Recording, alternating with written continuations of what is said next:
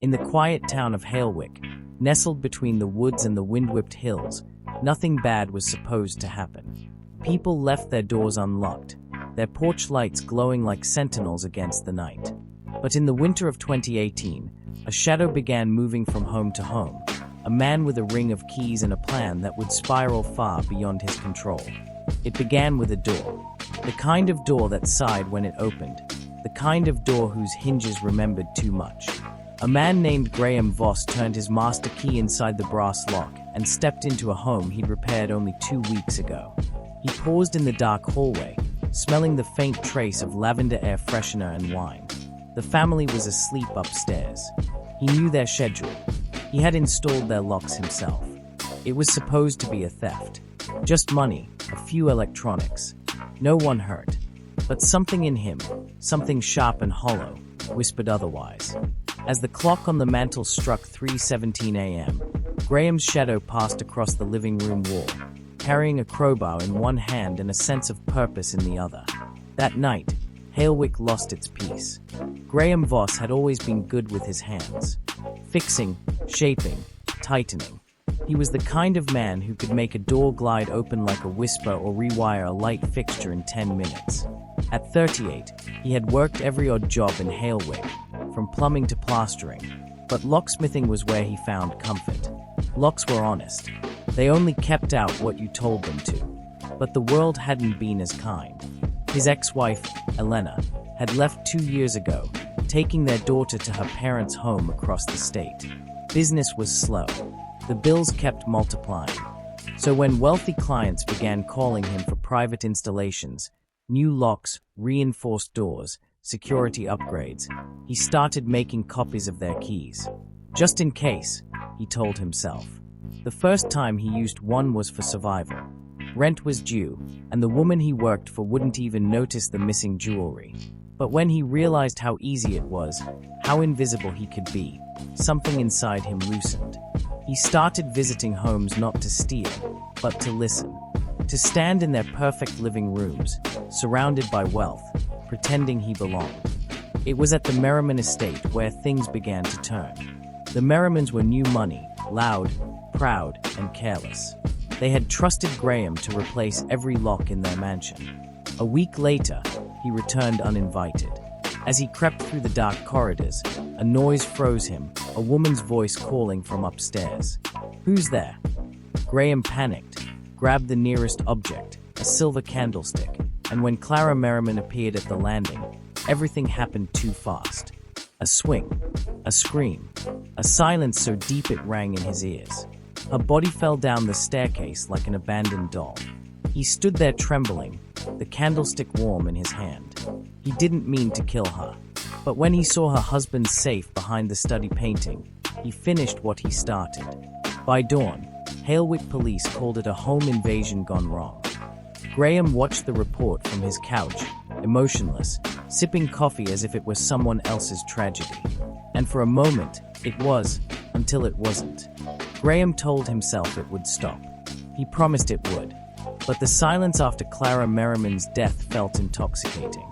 It made him powerful, invisible in a town that never noticed him before. He started keeping trophies, trinkets, rings, bits of broken locks. Each item stored neatly in a small oak box he kept under the floorboards of his workshop. Every new key he cut for a client had a twin, hidden on a labeled ring. Then came Ellen Drayton, a retired school teacher who trusted him like a son. He had repaired her back door, replaced the bolts, and left with a smile. A week later, he returned in the dark, his flashlight sweeping across her floral wallpaper. He wasn't sure if he wanted her money or her attention. But when she woke and called his name in confusion, Graham, he felt something crack inside him. He couldn't bear to hear it. By morning, the news broke again, another burglary, another body. The pattern began forming, but no one dared to see it yet. The police whispered about a serial burglar. The papers called it the Lockbox Murders. And Halewick began locking its doors for the first time in decades. Detective Rhea Calder, newly transferred from London, was the first to notice the connection.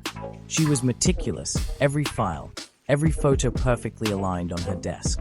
Her colleagues dismissed her theories, claiming the crimes were random. But Rhea saw patterns in chaos. Each lock at every crime scene had been replaced within the same 6-month window, all by one man, Graham Voss.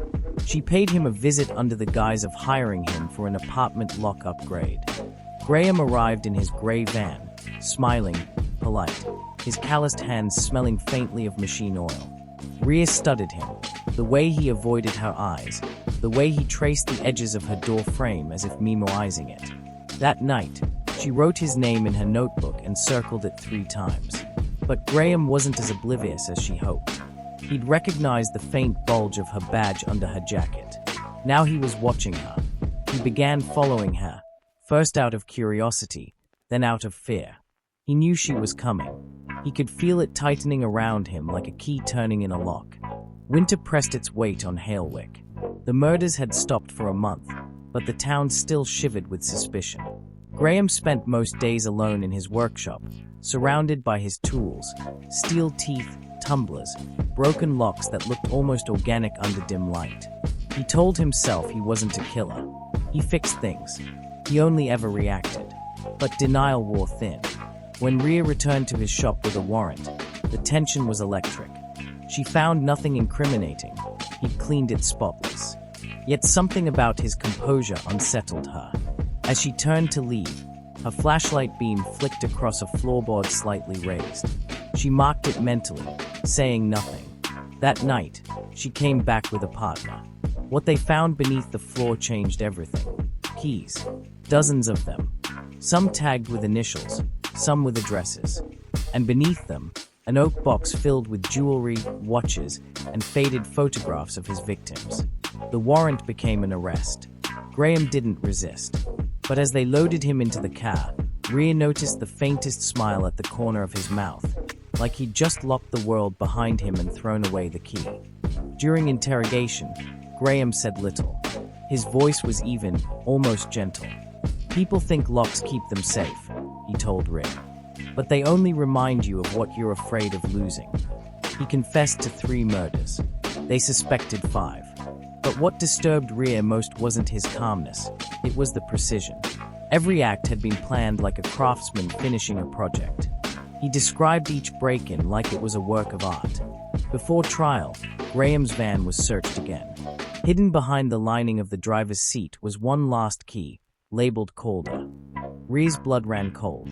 He'd made a copy of her apartment key the day he met her. The police increased her security, but Rhea could never shake the feeling that he had one more move left, one more door to open. 2 nights before his transfer to a maximum security prison, Graham hanged himself with a cord of braided copper wire, leaving behind a single note on the wall. Every door opens, given time. Months passed. Halewick tried to forget. Houses were sold, locks replaced, lives pieced back together. Rhea stayed behind, promoted to chief inspector after closing the case that defined her career. But sometimes, when she turned her key at her apartment door, she swore she heard another key turn from the other side, soft, mocking, patient. And when she opened the door, the lights would flicker, as if welcoming her home.